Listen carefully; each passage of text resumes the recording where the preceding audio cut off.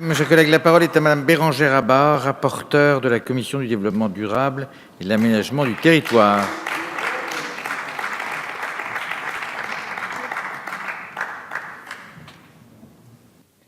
Merci.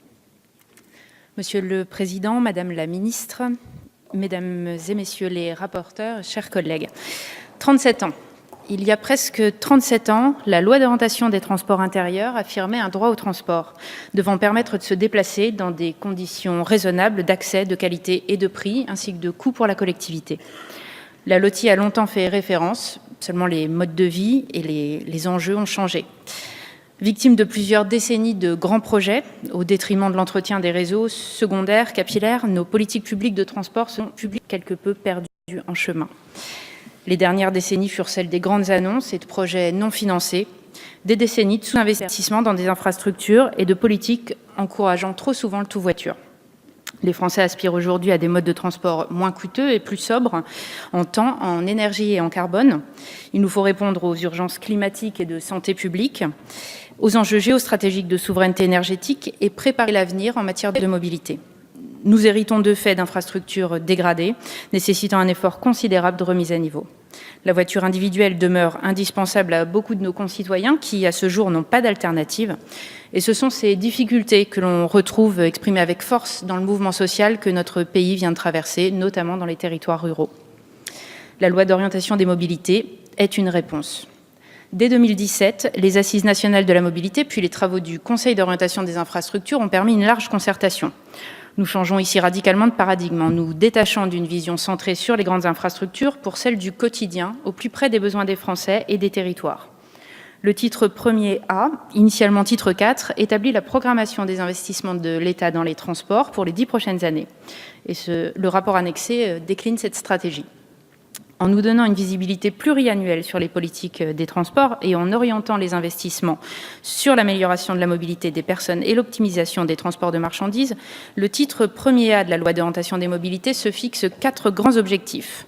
Nous voulons réduire les inégalités territoriales en renforçant l'accessibilité des zones enclavées et des territoires mal connectés aux grandes agglomérations, concentrer nos efforts sur les déplacements du quotidien en améliorant la qualité des réseaux routiers, ferroviaires et fluviaux.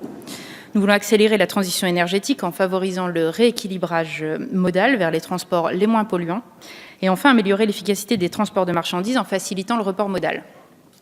Pour y parvenir, 5 programmes d'investissement prioritaires sont ici définis.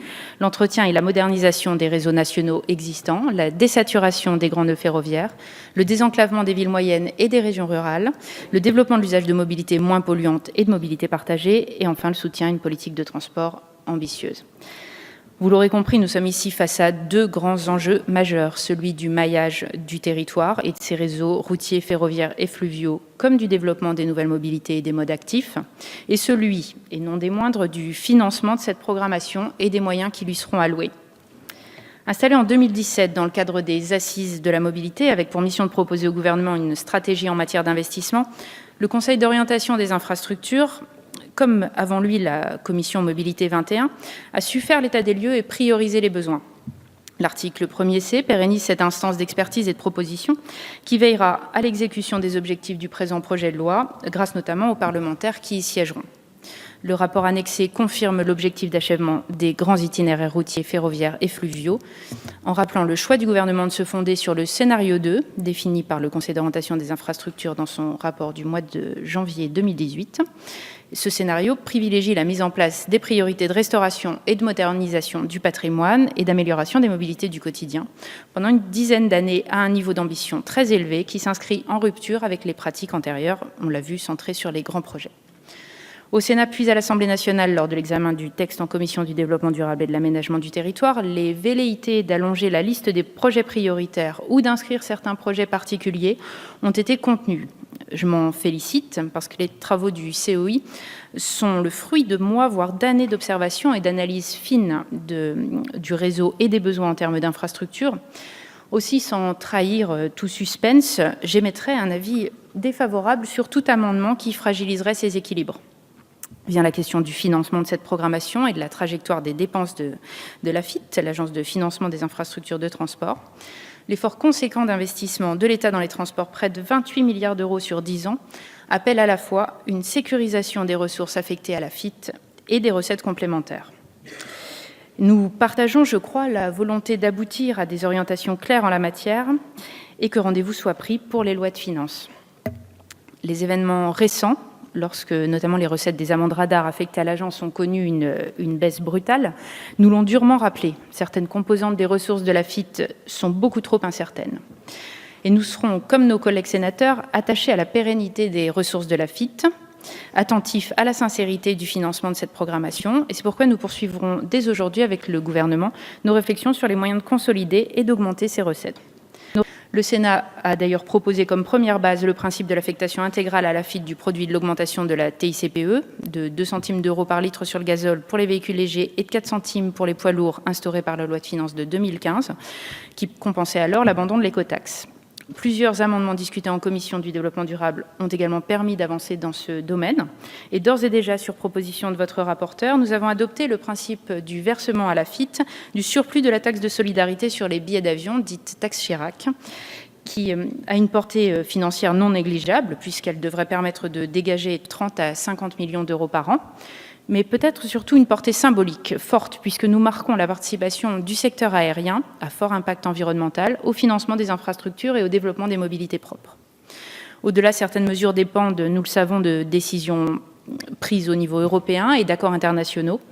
Le président de la République a souhaité que la France soit en pointe sur ces sujets et mène une action résolue.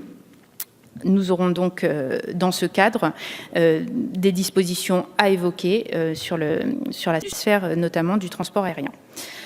En conclusion, sur ce titre du projet de loi et son rapport annexé, les modifications apportées au Sénat me semblent traduire une adhésion globale quant aux objectifs, même si la Haute Assemblée a souhaité en modifier par endroits l'ordre et la formulation.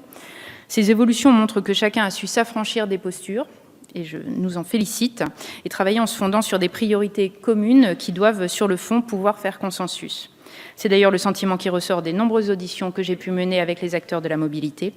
Et je salue également ici la concertation menée par Madame la Ministre avec les exécutifs locaux, et notamment les présidents de région, qui ont permis de dégager des diagnostics et des priorités partagées.